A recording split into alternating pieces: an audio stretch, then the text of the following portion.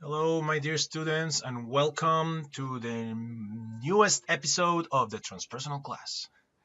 Today we'll be talking about spiritual emergencies.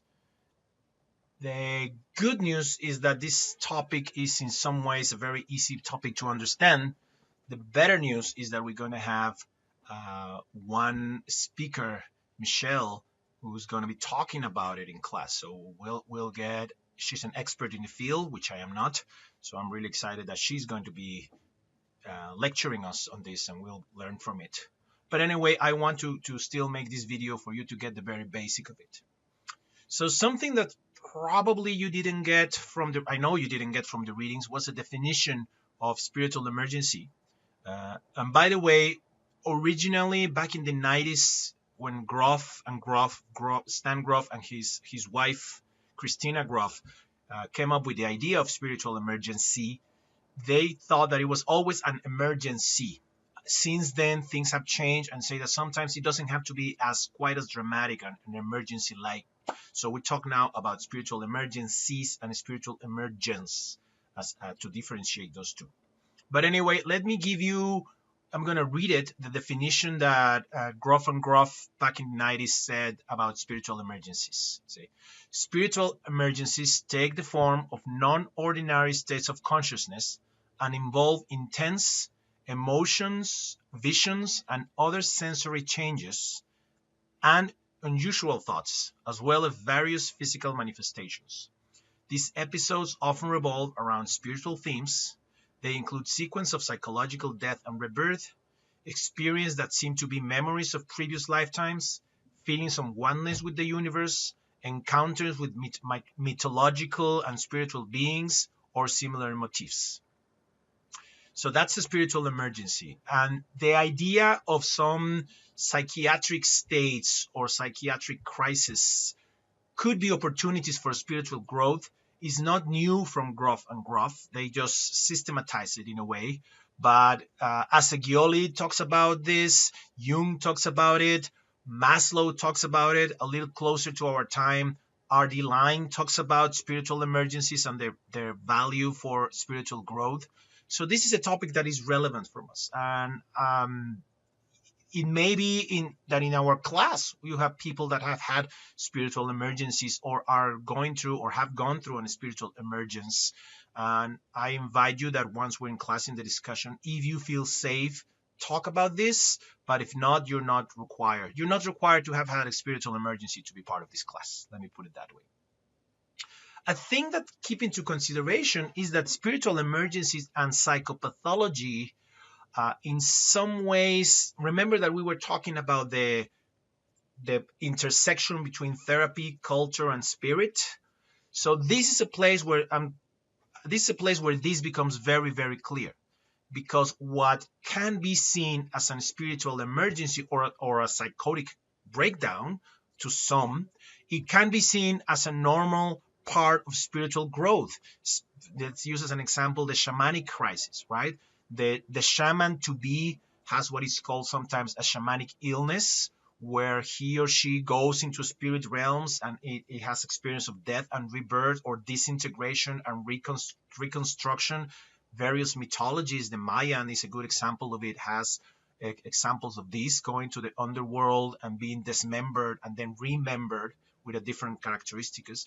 My point is that and in those traditions, it's totally normal. It's actually something to be celebrated that someone would has been chosen to have this experience. While in the West, we usually have tend to pathologize these experiences. When DSM-4 was being discussed, there was a push by a group, Lukov, one of them, and a group of people that wanted it to include spiritual emergency as a diagnosis. Unfortunately, it didn't go that far. The most that we have is a V code number 62.89, called spiritual or religious problem. And it's not as great as we would wanted it, but it has some idea. And it was washed down from what we talk about spiritual emergency or emergence into one, distressing experiences that involve loss of questioning faith, It's kind of an existential crisis from a spiritual perspective. And two, problems associated with conversion to a new faith or questioning spiritual values. So it's a far, far way from spiritual emergencies, but just for you to know, DSM-4 and now DSM-5 have a V code called religious and spiritual problems. Something that we'll discuss in class is this distinction between psychosis and spiritual emergencies is not an easy distinction.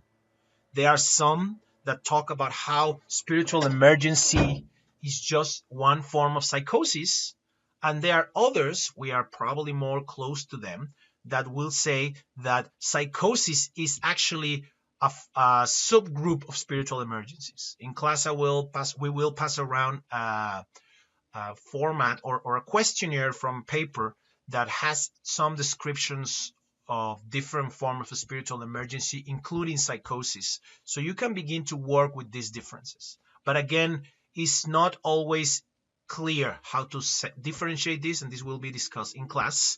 Some say that psychosis may be an attempt of the brain to heal itself.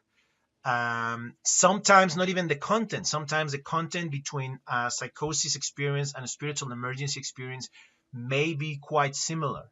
For me, it is some of the content that help. If my client begins talking to me about how, let's say, she needs to fly in her private airplane to Tahiti to get married with Tom Cruise, well, I may be thinking more in the terms of psychosis. But if the person is talking about how she or he is hearing voices telling them to do something or another, or they're able to hear my thoughts or know what other people are thinking or doing, then I may be more inclined to think in terms of a spiritual emergency. So the content is important, and in these two examples, they're easy to separate, but that is not always the case. So we'll talk more about this, and I'll give you this handout. One good indicator that we're dealing not with psychosis is the fact that a person going through a spiritual emergency often is aware of what's going on. So I like to say that if a person fears that he or she is going crazy, that's a good indicator that they're not psychotic. Psychotics usually cannot make that distinction. My example, a person with a spiritual emergency may be able to say, I know that this idea about getting married with Tom Cruise is kind of crazy, but I believe it. A psychotic person may truly believe that that is the case.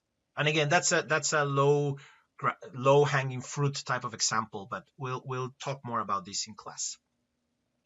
So when you meet someone, there are three ways of doing this. Sometimes you're going to meet someone going through spiritual emergency or spiritual emergence. And again, remember, the difference has to do with the degree of crisis going on.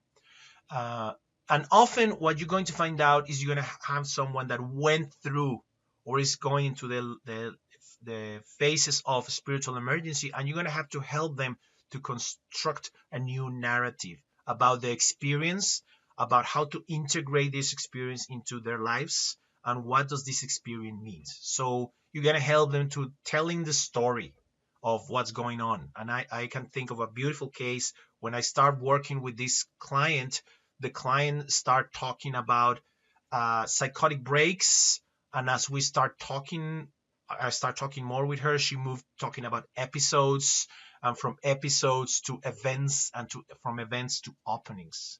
So you see this beautiful way of how you see the narrative changing, and your job is going to help them to integrate this narrative. But again, let's talk part by part. So if you meet someone going through a spiritual emergency, the first thing that you need to assess is what are the resources, the network of people that can help this person, their access to medical facilities if needed, the support, their level of sophistication, and so on and so forth. One of the hallmarks of a spiritual crisis or spiritual emergency is the fact that the person may not be able to understand what is going on.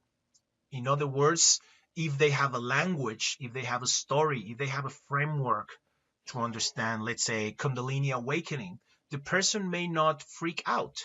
And then we're talking about emergence. The person is able to ride the waves of the experience and learn from it.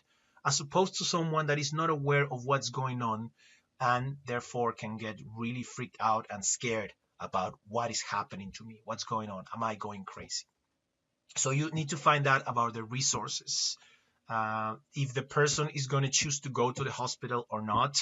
And if they choose not to go to the hospital, it is important to help them gather a team of people to stand with them. When the Groff developed back in the 70s, I believe, I'm not sure, the Spiritual Emergency Network, and we'll talk about the network in class, the whole idea is that people didn't have to be hospitalized to go through a spiritual emergency. That the spiritual emergency had an arc. It could get a beginning and eventually had an end. And if you could help create a place where people could be held throughout this experience, things could be better.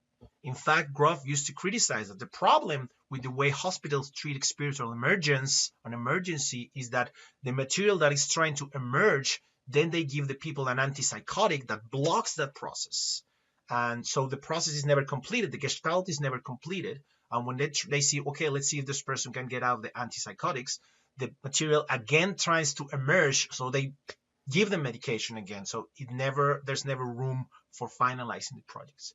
There have been different attempts, current and before, to continue the spiritual emergency network on the one hand, or other facilities where people can go and actually fall into pieces and come back together again. These are beautiful efforts.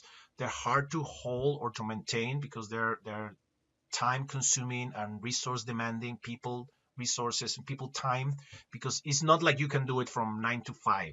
Spiritual emergency often is happening 24 hours a day, or is happening at times that cannot be predicted or controlled. So it's challenging. So anyway, when you're working with a person, first you have to make sure that they're safe.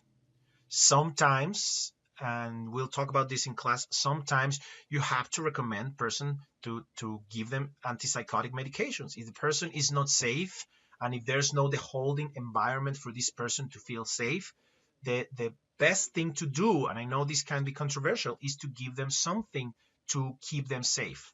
So again, do no harm, make sure that your client is safe. If the client has enough holding, enough awareness or a surrounding holding, then you can work with something else, and we'll talk about it. Your job first is to be present. And again, I'm not going to go through all the readings. I think Brandt makes a great case of how to work with this. So remain present, remain affirming, hold boundaries. Spiritual emergence people have difficulties holding boundaries. As a matter of fact, sometimes they don't know where the boundaries between self and other are, between self and the world are. So it's important that you hold your boundaries and help the client to figure out those boundaries that during the emergence may be very permeable. So be affirming, be respectful, keep the client in the here and now, do a lot of containment. That's the name of the game in many ways is containment through the experience. Develop a good alliance by being affirming and understanding. You educate. If there's enough ego strength, you can educate the person, or where the wave is coming down, you can tell this is normal, this is what's going on, don't worry, you're safe, whatever. So they when the wave goes up again, they know, okay, I know what is going on, there's a framework for this. So try titrating the experience. Education is important. Doing grounding work may be very important. Doing simple rhythmic activities might be good. Grounding visualizations, doing gardening is really useful. Get them in touch with the ground, with Mother Earth, and really feel it. Brand talks about dieting, eat grounding food, heavy foods. I often recommend to make them vegetarian food, grounding food like lentils and beans and things like that. Because sometimes in a spiritual emergency, they can feel the pain if on meat, for example, on beef. So there are discussion about whether a good hamburger might be a good idea. Some people say yes. I try to move away from that because I've seen cases where they can feel the pain of the animals, and that might be triggering in itself. So anyway, earth grounding food is helpful to this. Doing some art, words may not be useful or enough.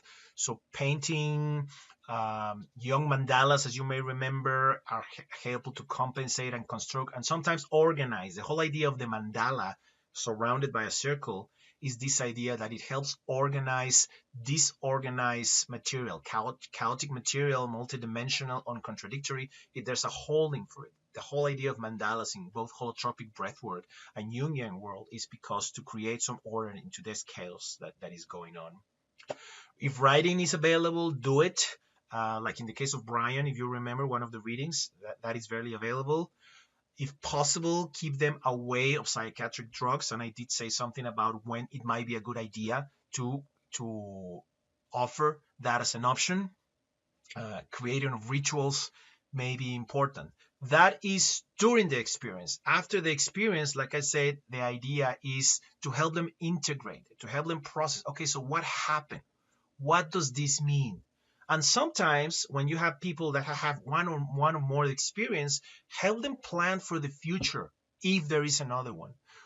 Just like with panic attacks, people can become really afraid of having another experience, and developing a plan might be really useful. Having that network of people, realizing, okay, what were some warning signs of what was happening?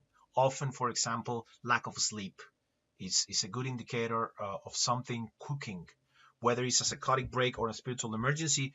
I know of clients, when you stop sleeping, when you become hyperactive and you start having difficult to sleep, let your people know, let your network of support know, hey, this is going on, could you come over?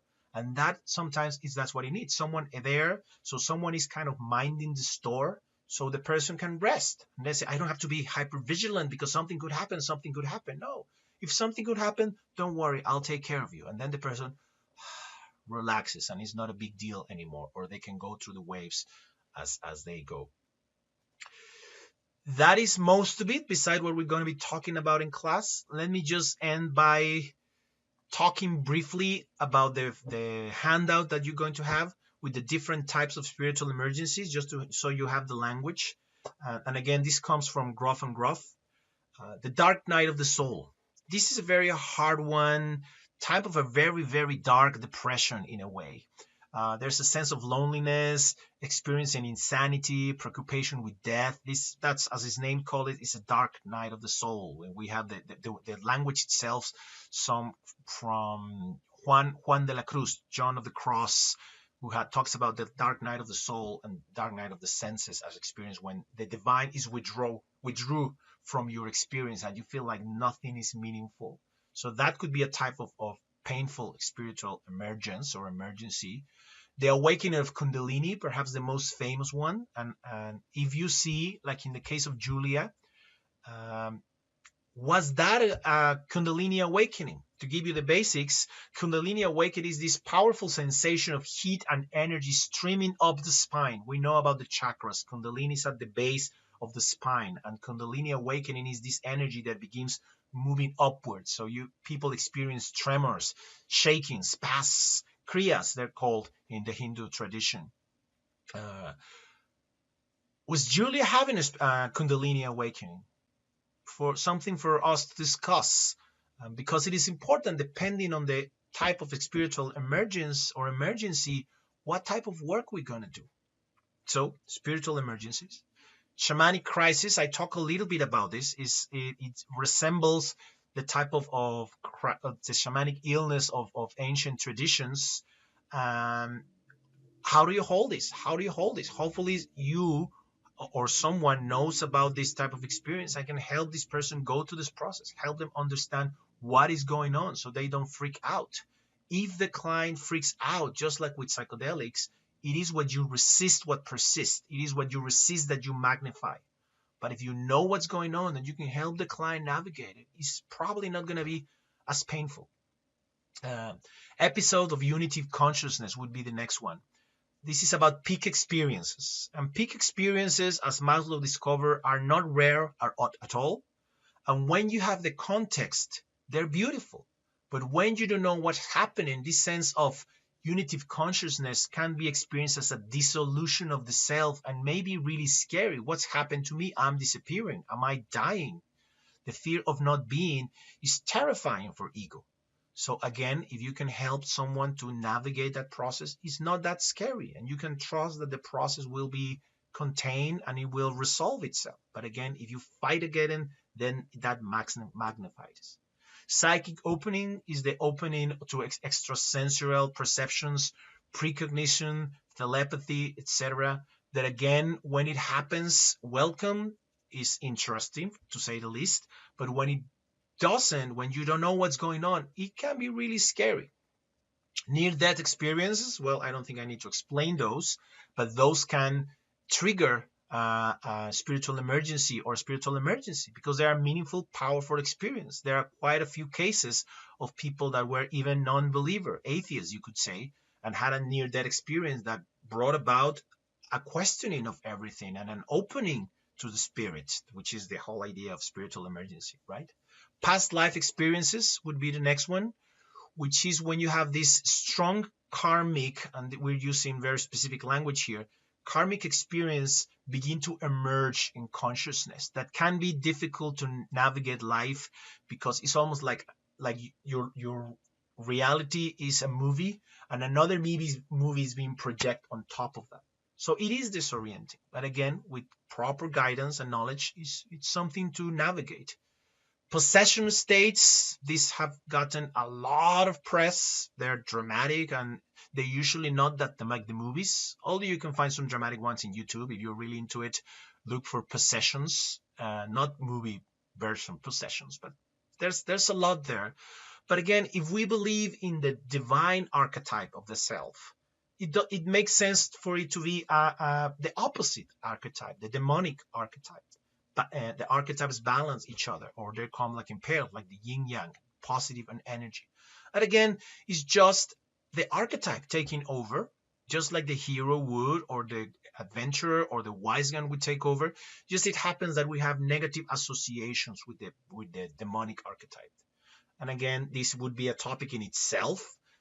People have gone, and not only in the Catholic tradition, but in many traditions, what happened with this difficult energy takes over. And sometimes we could see it, we talk about this in class, you can call it a demon, you can call it repressed material, you can call it childhood trauma, but it is this rush of anger and aggression and wanting to destroy and lust and so forth. And again, if you imagine someone very conservative, a very conservative education and background, having a surge of all those, it can easily be seen as a demonic manifestation or possession. And again, you can help the client to say, this is just part of the human experience, and these energies are not good or bad, they're just part of being human, and that normalizes it. Not to dismiss it, but helps the client again navigate. Remember, you want to help contain and hold the process. The next one is one with a long and complicated name, is activation of the central archetype, also called psychological renewal through return to the center. That's a weird name, but this idea of the person being the center of something very meaningful happening. They are enormous energies that make you feel like you are at the center of the event. Sometimes you are the Big Bang, or you are being or witnessing the ending of the world, the day of judgment, if you want to use from another tradition, right? So it's this idea that I am about to cause, or I am witnessing this experience. Again, we can be seen as a rebirth experience, but again, with fear, this can be a hard thing to explore. And finally, something that is being somehow challenged, but Groff is open, as a good scientist would be, right? Is open to this as just another possible experience. Experiences of close encounters with UFOs, with extraterrestrials. And what Groff would say when asked about this, do you really believe in this? As a good scientist, he'd say, well, you have to remain open and curious about the fact that these experiences seem to be consistent. There seems to be a relative consistent narrative of these either abductions or a meeting. And as a result of this experience, this may bring about a crisis. So anyway, that's today's lecture. I invite you to think about it. I hope that if you have experiences, personal or otherwise, you bring them into the class.